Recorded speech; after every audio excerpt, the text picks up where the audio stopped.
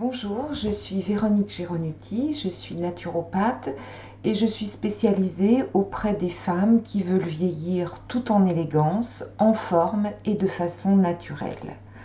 Alors aujourd'hui j'ai décidé de vous parler de l'ostéoporose parce que j'ai écrit un livre sur l'ostéoporose qui s'intitule L'ostéoporose et moi, naturopathe. En fait, ce livre est un livre témoignage parce que j'ai moi-même été diagnostiquée il y a déjà quelques années ostéoporotique et donc j'ai écrit ce livre pour partager les solutions naturelles vers lesquelles je me suis orientée. Alors déjà, qu'est-ce que l'ostéoporose? L'ostéoporose, c'est une maladie du squelette qui est caractérisée par une fragilité des os et qui fait que la personne ostéoporotique va être beaucoup plus sujette aux fractures. Donc l'ostéoporose fait partie des 10 maladies les plus importantes au monde et toutes les années, il y a une journée qui lui est consacrée, à savoir le 20 octobre. Alors, à quoi servent nos os? Nos os, en fait, ils organisent la forme de notre corps et ils vont protéger nos organes. Les os aussi, au niveau de la moelle osseuse, vont permettre la synthèse, la fabrication de tous les globules du sang. Et enfin, les os sont de puissantes réserves de minéraux. Alors, on distingue la partie externe de l'os de sa partie interne. La partie externe, elle va plutôt signer ce qu'on appelle la densité de l'os, parce qu'en fait, c'est là où vont aller se fixer les minéraux.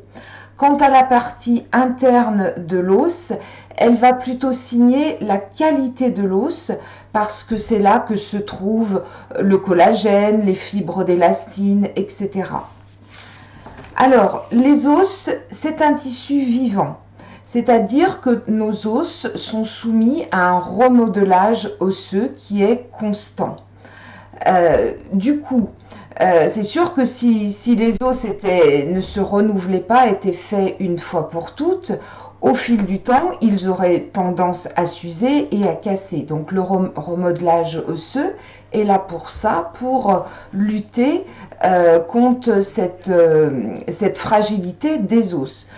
Au niveau du remodelage osseux, il y a deux types de cellules qui travaillent en collaboration, les ostéoblastes et les ostéoclastes. Les ostéoblastes sont les cellules qui vont construire l'os. Quant aux ostéoclastes, ce sont les cellules qui vont déconstruire l'os. Et il faut qu'il y ait un équilibre entre le travail de ces deux types de cellules.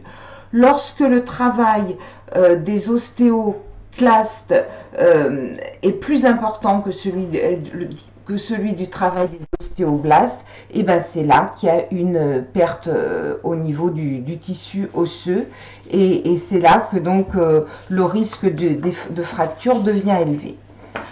Alors, comment cette perte osseuse est diagnostiquée? Cette perte osseuse est diagnostiquée à l'aide d'un examen qui s'appelle l'ostéodensitométrie osseuse.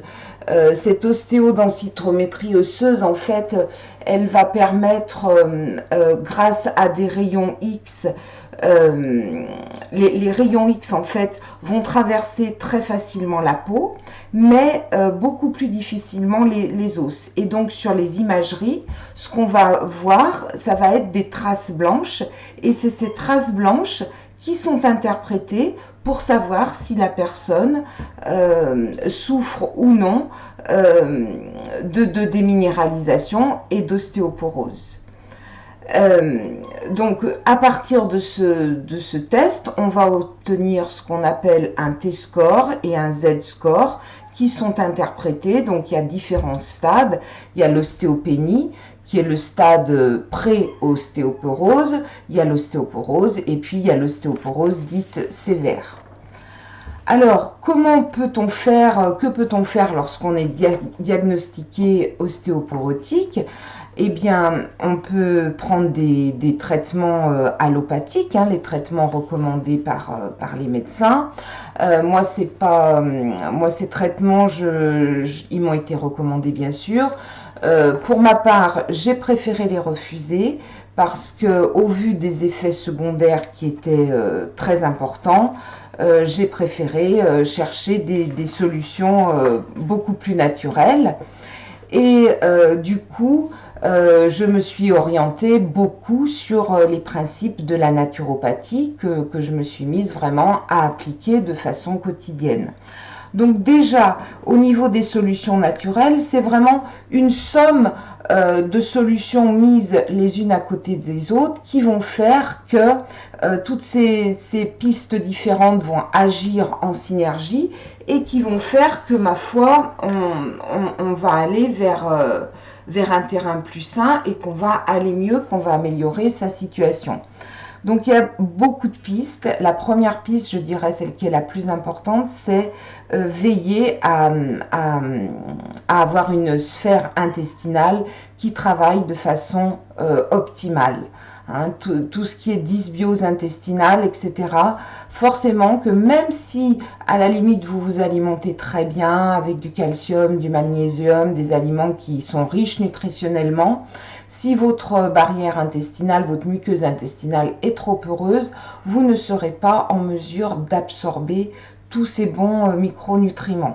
Donc la première des solutions, c'est bien sûr rétablir une sphère intestinale qui soit la plus équilibrée possible. La deuxième solution, c'est également lutter contre l'hypoxie. Donc l'hypoxie, c'est le manque d'oxygénation cellulaire. Donc ça, il faut vraiment que les cellules soient oxygénées, toutes nos cellules, mais en particulier nos ostéoblastes, pour qu'elles puissent construire de l'os nouveau. Il faut aussi veiller à avoir une hydratation correcte et une bonne élimination rénale. Et puis ensuite, on va s'intéresser donc à l'assiette en ayant une alimentation bien sûr riche en calcium, hein, puisque c'est le minéral le plus abondant dans notre corps et notamment le plus abondant au niveau des os, mais aussi une alimentation riche en magnésium, en zinc, en sélénium, en vitamine C, en vitamine du groupe B, en silicium, etc. Donc l'alimentation peut ne pas suffire parce que s'il y a vraiment des carences vitaminiques et minérales, il faudra bien sûr aller sur une complémentation en parallèle dans un premier temps.